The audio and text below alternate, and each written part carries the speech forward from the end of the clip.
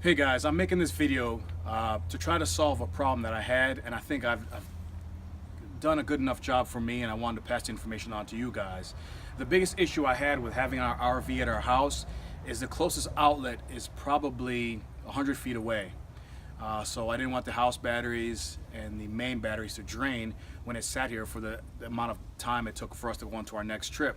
So I started doing a little bit of homework and came up with solar panels. Right now I'm using 200-watt solar panels, and if anybody knows the formula, is voltage times amps equals watts. So we're running a 12-volt system and we have 100 watts each. So we'll say at 100 watts with 12 volts, theoretically you should be pulling about 8 amps per solar panel because I have 200-watt. It's not the case because you have different variations of size of your wire, what kind of charge controller you're using. But even if I was able to pull 5 amps per solar panel, it's worth it to me because give me 10 amps.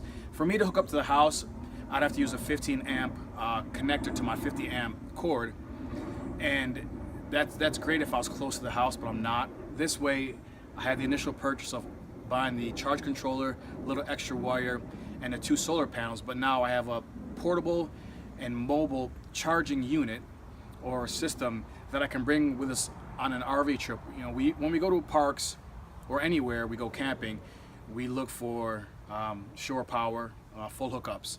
But if we ever had a dry dock, these would be a nice idea to bring with us to keep the batteries charged if we're using some things during the daytime. But I've been using this for over a year now, and it's been great. The batteries never get drained. The charge control is going to really limit how much power goes into the batteries when it detects what charging stage it's at. So I'm never really worried about overcharging the batteries. There's so many different charge controllers, and I don't really want to give specifics. If you guys want me to know, or want me to tell you which one I have, I'll have close-ups in the video, but I'll also reply to any comments. But a decent charge control is going to do for me, and these are all my opinions, and this is just my feedback from what I've used, and like I said, it's been great, and I've been using it over a year, and it's simple system, but it keeps those batteries charged. And if anybody knows about batteries, draining them will significantly decrease the life. So I'm always keeping them topped off. Every once in a while I'll go inside when it's a hot day. I'll turn the fantastic fan on for a few hours, pull a little draw from the batteries so they're depleted just a little bit. Meanwhile, I'm keeping the inside of the coach clean. I'm gonna go over a couple of things and how I set it up. But like I said, I'm not gonna give you specifics on what to buy. I'll show you what I have, and you can come up with your own formula on how it's gonna work best for you. But the reason why I'm making this video is because I do not have power close enough to run to the RV, so I'm using solar panels. Here is the charge controller that I'm using. It wasn't very expensive at all. It's not an MPPT, I believe it's called, controller, because I'm not really worried about maximizing the amperage going into the batteries. It's just something to sustain my batteries, keep them charged, keep them topped off.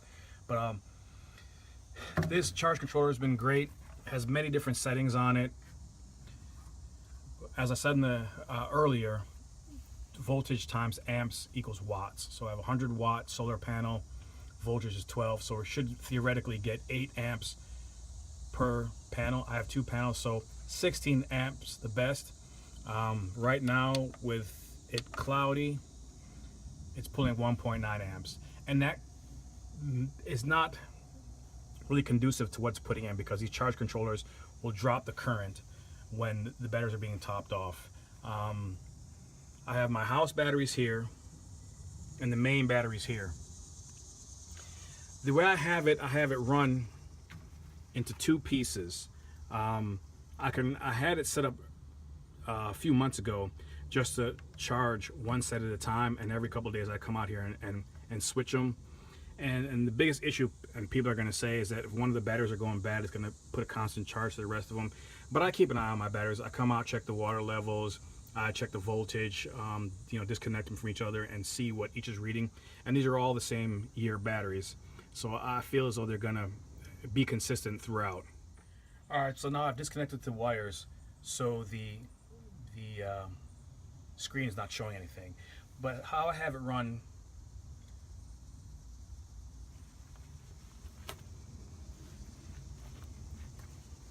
I have alligator clips that just clip onto the battery terminals. I found it's the easiest way to be able to move these and take them off the battery when we leave, if I'm not bringing the panels with me.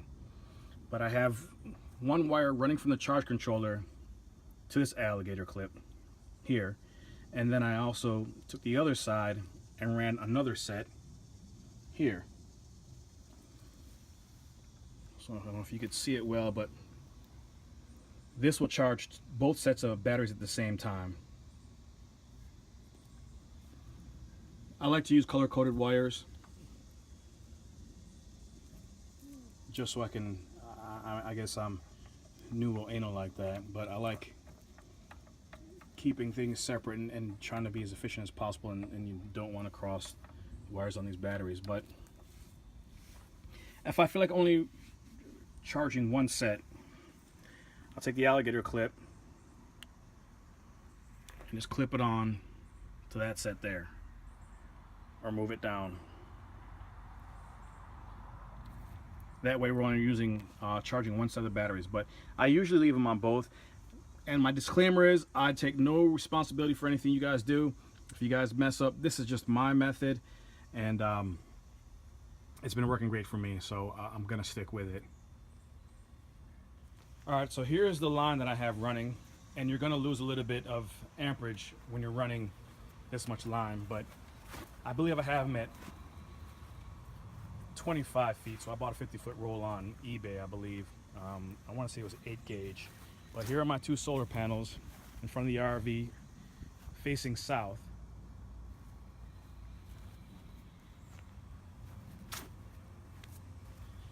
And to run these in parallel, all I did was jump online